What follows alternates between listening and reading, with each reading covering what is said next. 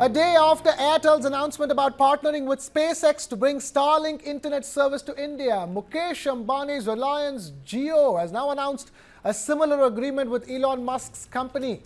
Jio will make Starlink solutions available through its retail outlets as well as through its online store fronts. Now, the agreement is still subject to SpaceX receiving its own authorizations to sell Starlink in India. Jio, in a media release, said, and I quote, "Through this agreement, the parties will leverage Jio's position as the world's largest mobile operator in terms of data traffic and Starlink's position as the world's leading low Earth orbit satellite constellation operator to deliver reliable broadband services across the country, including the most rural and remote regions of India." Now, this partnership comes after the two companies clashed over how the country should grant spectrum for satellite services. Reliance had urged an auction, but the Indian government sided with Musk, who wanted it to be allocated administratively in line with global trends. We have Kanish Gaur, technology and policy expert and founder, India Future Foundation, joining us. Kanish, thank you so much for taking time out to be with us.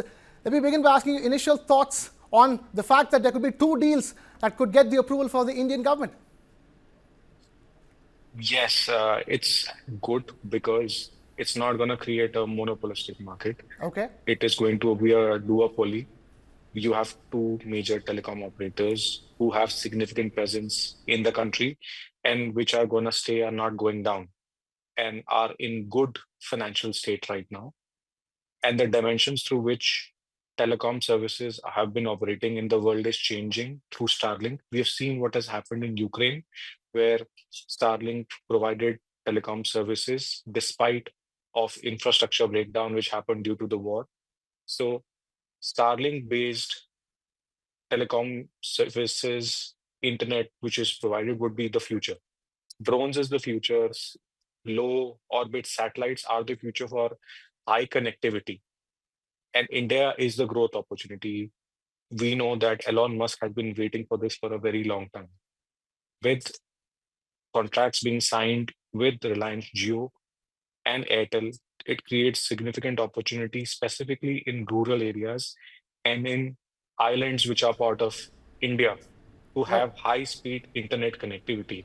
So the growth which has been there in smart cities or our tier one towns can now be extended to the rural hinterland of the country. Data services, which would be high, would enable larger jobs to be created and Right. more employment to be built in. Where Kanish, we look at India, yeah. the big question is, yes, it has so many positives, but the big question is, will it be able to bring affordable internet services to India?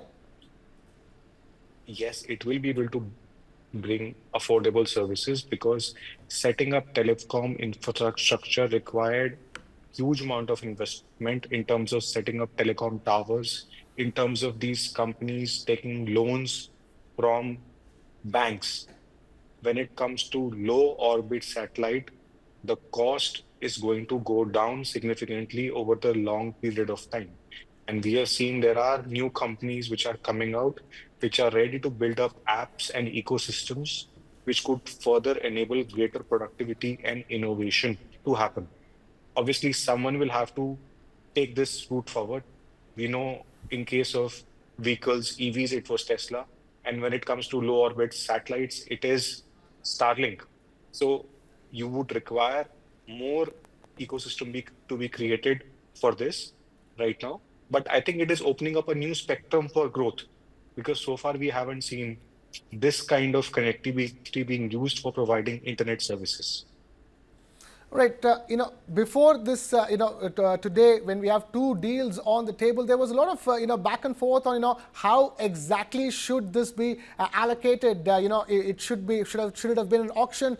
Should it have been an administrative allocation as Musk wanted it? Eventually, the Indian government siding with Musk. Yes, but I would see that this would change in the longer run. The way Department of Telecom allocated spectrum, Okay. same role would come from Indian Space Research Organization, where they will have to set up a regulatory board and allocate space specifically for giving people the ability to set up satellite-based communication so that there is no monopoly which is created. Or if Starlink is the first mover, it should not be the only company in the world providing this kind of service and connectivity. you also require innovation to be built in. You require Indian companies to build up this kind of solution and to be self-reliant. A lot of times we get into new spectrums and allow foreign companies to get into Indian ecosystems, but it creates further hassles and hurdles because then they blackmail the country. We don't want to be left blackmailed by Starlink of disconnecting connectivity through satellites if situation on India and US goes berserk after some point of time. Right, and in that sense, it is a national security issue as well. This kind of technology coming into India, and how do you see the way it will, it will go? Will it be, again, a lot of, defense taking up that internet, and the rest going to more remote locations and the civilian population? It will create a new spectrum because satellite-based internet would allow further exploration of rare earth minerals Okay. in India. India, there is tremendous amount of minerals which have not been explored, and lot of excavation of those minerals have not happened so far. So far, we have been importing a lot of these rare earth minerals for meeting our requirements for batteries, for our requirements for production when we want to build up semiconductor-based chips. For meeting those requirements, we would require better exploration. So satellite-based internet connectivity with satellites giving you greater depth and analogy would be able to help some of this to happen.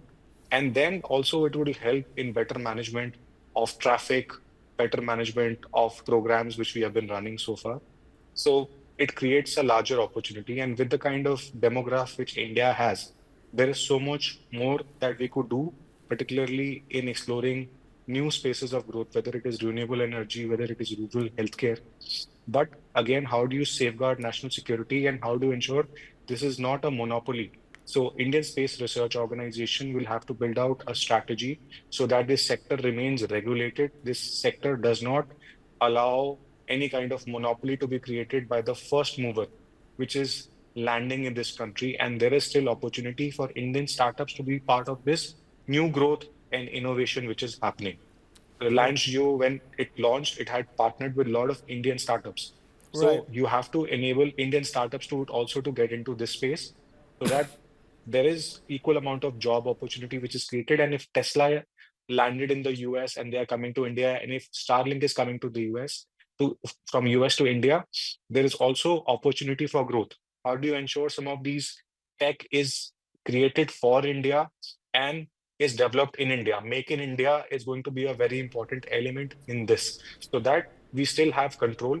And Right. these companies, if they are doing a partnership agreement, they do have a local entity, and the entities which are set up are getting regulated Right. within India by a sectoral regulator. Kanish Gaur, the technology and policy expert and founder of India Future Foundation. Thank you so much for taking time out to be with us, Kanish.